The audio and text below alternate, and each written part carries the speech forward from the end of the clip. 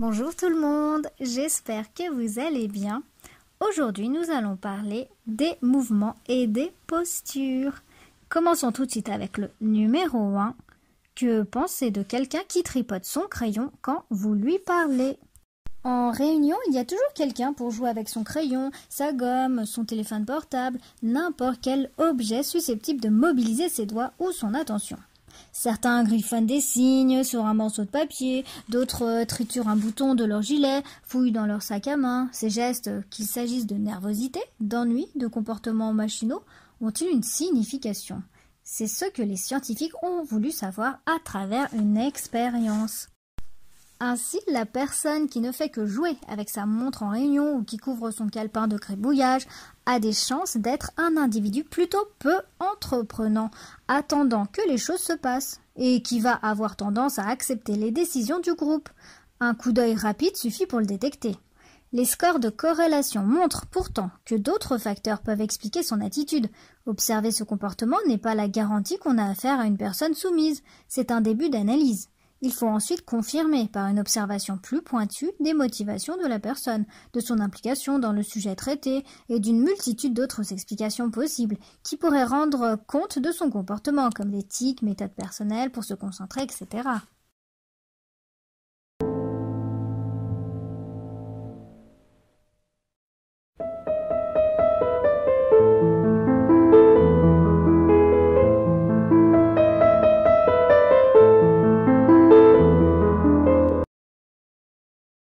Numéro 2. Qui sont les gens qui remuent les jambes en permanence? Souvenir de classe où un voisin remuait sans cesse les jambes pendant le cours, ou alors un collègue de bureau qui semblait monter sur ressort. Nous avons tous un qui n'arrête pas de remuer les jambes sous son pupitre ou son bureau, tout en mâchonnant son stylo, incapable de calmer ce que nous prenons pour de la nervosité. Comment le lui dire? Ne pourrait-il pas arrêter de faire trembler le plancher ou le siège? Son genou va et vient comme une jambe en permanence. Eh bien, d'après des recherches en psychologie, cet individu qui agite les jambes pourrait bien être un introverti, attiré par les réunions mondaines, préférant le calme au bruit, l'ombre à la lumière. Cesse de remuer les jambes dans un salon lors d'une réunion professionnelle ou qui tremblait compulsivement à côté de personnalités introverties.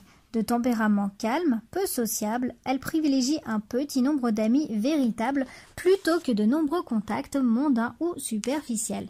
C'est potentiellement une personne réfléchie que l'on gagne à connaître. Sachez faire la part de la nervosité qui se dégage de son comportement et d'une facette plus cachée et secrète de son caractère.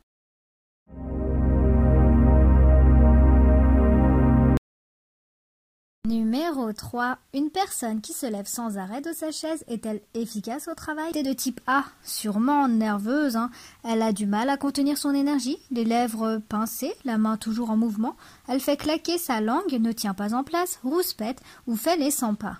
Incapable de tenir en place dans une salle d'attente. Les personnalités dites de type A, identifiées dès les années 1950 par le psychologue Jacob Goldsmith, sont constamment sous pression, agiles, agréables et toujours tournées vers la performance ou la compétitivité.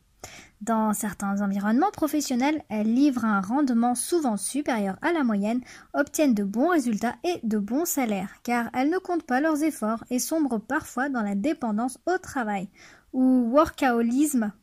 Or, il y a un moyen très simple de les repérer. Ainsi, rien n'est plus facile que d'observer le comportement d'une personne dans une salle d'attente, un couloir, un hall d'aéroport. Cela peut également être utile dans le cadre d'un entretien d'embauche. Avant l'entretien, un candidat qui se lève sans arrêt de sa chaise et déambule dans le couloir livre des renseignements précieux sur son profil de personnalité vis-à-vis du travail. Il saura chasser des montagnes, à ne pas compter ses heures et à accepter la mise en concurrence, mais il aura peut-être aussi du mal à vivre son travail de façon sereine et présentera un risque de sombrer dans la dépendance au travail. En outre, les personnalités de type A seraient plus vulnérables d'après cardiovasculaire. Et voilà, c'est tout pour aujourd'hui. J'espère que la vidéo vous aura intéressé. N'hésitez pas à me dire en commentaire si vous vous reconnaissez dans certains points ou pas d'ailleurs.